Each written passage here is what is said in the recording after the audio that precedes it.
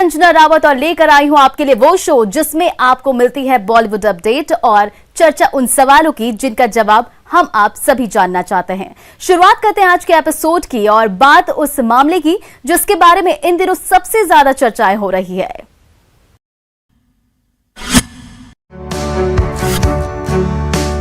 देश में corona virus के मामले तेजी से बढ़ रहे हैं। ऐसे में सोनू सूद लगातार लोगों की मदद कर रहे हैं। लोग सोनू सूद से ट्विटर पर मदद की गुहार लगा रहे हैं। अब इस लिस्ट में कई वीआईपी का नाम भी शामिल हो गया है। भारतीय क्रिकेट टीम के पूर्व खिलाड़ी सुरेश रैना ने भी ट्विटर पर मदद की गुहार लगाई थी।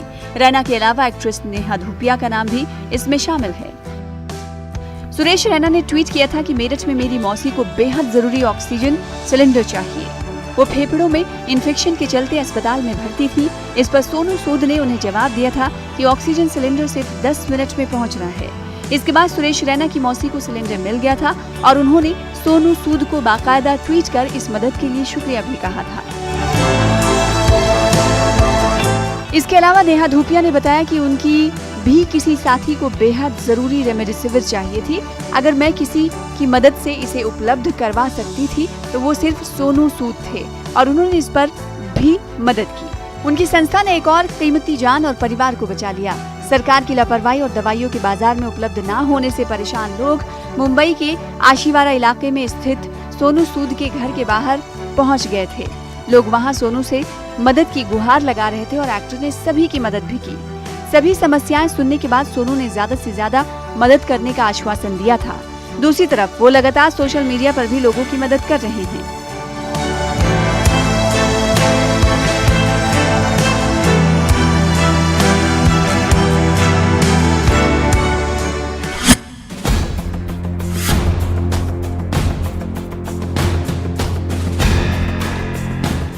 पूरे देश भर में कोरोना वायरस ने हर किसी को अंदर से तोड़कर रख दिया है। इस बीमारी से हर किसी के मन में ये डर पैदा हो गया है कि कहीं हमें कोरोना ना हो जाए। इस बात को ध्यान में रखते हुए लोग अपने घरों से बाहर तक नहीं निकल रहे हैं। कोरोना वायरस की दूसरी लहर ने देश के हर व्यक्ति को सोचने पर मजबूर कर दिया है। आम हो या खास आदमी, कोरोना किसी को भी नहीं छोड़ रहा है। कई बॉलीवुड कलाकार कोरोना संक्रमित पाए गए तो वहीं हाल में शिल्पा शेट्टी के पूरे परिवार की कोरोना रिपोर्ट पॉजिटिव आई है। इस बात की जानकारी एक्ट्रेस ने सोशल मीडिया पर एक पोस्ट के जरिए दी है। शिल्पा शेट्टी ने सोशल मीडिया पर इस खबर को शेयर करते हुए लिखा है कि मेरे परिवार के लिए 10 दिन बहुत मुश्किल भरा था। पहले मेरे ससुर कोरोना से संक्रमित हुए, उसके बाद मेरे पति राज, फिर मेरी माँ समीक्षा और विवान भी संक्रमित हो गए। हर कोई प्रोटोकॉल का पालन कर रहा है। सभी परिवार अपने अपने कमरे में अलग अलग रह रहे हैं और डॉक्टर की सलाह पर चल रहे हैं। इसके साथ ही उन्होंने आगे कहा कि उनके घर के 2 कर्मचारी भी संक्रमित हैं। उनका इलाज चल रहा है।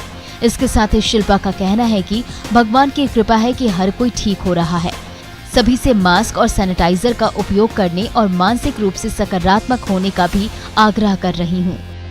आपको बता दें कि सिनेमा की दुनिया में कोरोना से संक्रमित होने और एक के बाद एक सभी का कोरोना से संक्रमित होना बहुत बुरा लगता है। पिछले साल अमिताभ बच्चन, अभिषेक बच्चन और बेटी आराध्या पॉजिटिव पाए गए थे। इस साल अक्षय कुमार, गोविंदा, आमिर खान, कार्तिक आर्यन, भूमि पेडनेकर, कैटरीना कैफ, विक्की कौशल, दीपिका पादुकोण समेत कई कलाकार भी संक्रमित पाए गए।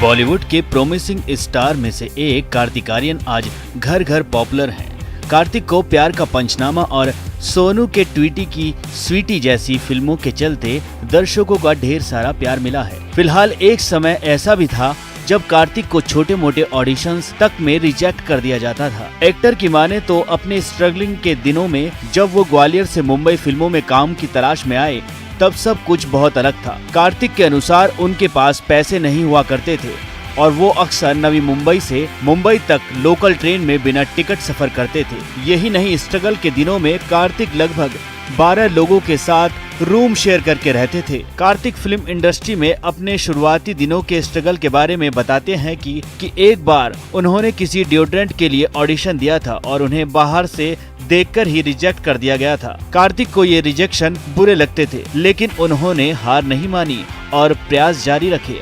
आपको बता दें कि हाल ही में actor Kartik Aaryan film maker Karan Johar की फिल्म दोस्ताना 2 से निकाल दिए जाने के बाद भी सुर्खियों में हैं। मीडिया रिपोर्ट्स की माने तो कार्तिक और करण के बीच सब कुछ ठीक नहीं चल रहा है।